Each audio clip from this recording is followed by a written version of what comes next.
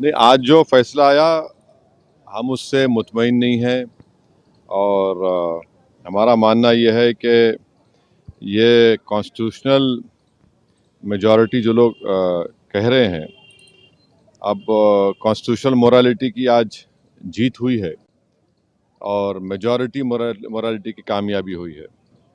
इसमें कोई दो राय नहीं है कि कश्मीर हमेशा से भारत का एक अटूट हिस्सा रहा है।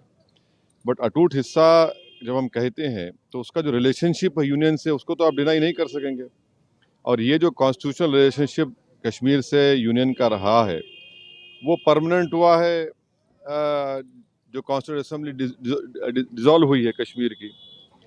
और दूसरी बात ये है कि किसी एक सेमिनार में चीफ जस्टिस ऑफ इंडिया ने कहा है, मैं अंग्रेजी में पढ़ देता हूँ, कि public deliberation will always be a threat to those who achieve power in absence.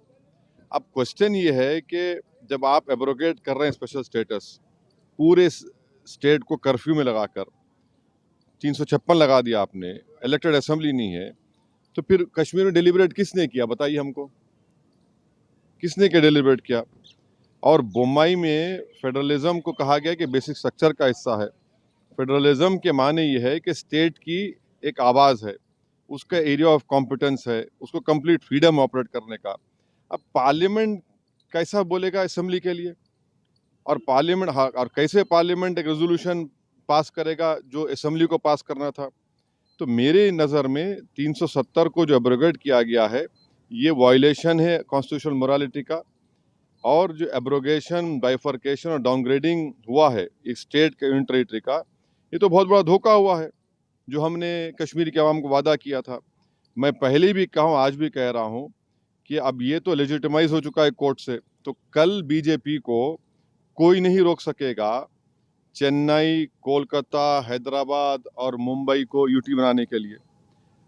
और इसका सबसे बड़ा नुकसान जो होगा, आप देख लेना, फ्यूचर में डोगरास को होगा और लद्दाख के बुद्धिस्ट को होगा। वहाँ पर डेमोग्राफिक चेंज होगा। अभी से आप देख रहे हैं कि जम्मू में जितने राइस मिलें थी वो डोगरा के लोग हाथ से निकल गई। और लद्दाख में आप देखेंगे बहुत बड़े पैमाने पर बुद्धिस्ट लोग नाराज होंगे और वहाँ पर डेमोग्राफिक चेंज होगा। सर, 2 सवाल हैं। आपने ये बात कही कि दूसरे शहरों में भी ये काम करेंगे ये लोग। किस शर्त पे और क्या सबूत और किस दावे के साथ आप कह रहे हैं?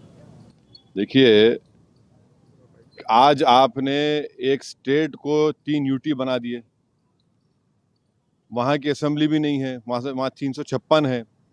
पार्लियामेंट उनके लिए बोल रहा है, असेंबली नहीं बोल रही है। आपने यूटी बना दिया उन लोगों को 3 को। अब आज का जो ऑर्डर आया है, सुप्रीम कोर्ट ने, सीजीआई और सुप्रीम कोर्ट ने कहा है कि द अर्लीस्ट आप रेस्टोर करिए। अर्लीस्ट का मतलब क्या है? जैसा कि सुप्रीम कोर्ट ने कहा कि 30 सितंबर की तारीख दी कि चुनाव करा दीजिए। अब अर्लीस्ट का मतलब क्या है? और लद्दाख के यूटी को उन्होंने अपहेल्ड किया है।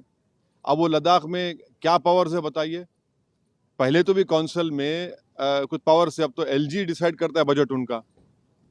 तो ये आप कल किसी को भी करेंगे, आपको जरूरत ही नहीं है 356 लगाने की। आप कहेंगे कि भाई चलो ये लॉ एंड ऑर्डर मसला है और इन चारों को यूटी बना दो, तो खतरा है वो, उस खतरे से कोई इनकार नहीं कर सकता। जल्द चुनाव होना चाहिए, डेमोक्रेटिक वहाँ पे स्थापित होना चाहिए। अरे चुनाव तो सुप्रीम कोर्ट ने कह दिया है। हमारे लिए आज का जजमेंट डिसअपॉइंटमेंट है। सुप्रीम कोर्ट सुप्रीम जरूर है, मगर आप स्टेट होल्ड को एट द अर्लीस्ट रेस्टोर को। अर्लीस्ट का मतलब क्या है? यानी आप यूटी कर दो और फिर आप बोल दो हाँ अर्लीस्ट कर दो। अब अर्लीस्ट कब होगा भाई? आप कब हुआ था? 2019, आज कितने साल हो गए? अब तक आपने रिस्टोर नहीं किया। अब चुनाव होंगे, चुनाव के बाद देखा जाएगा।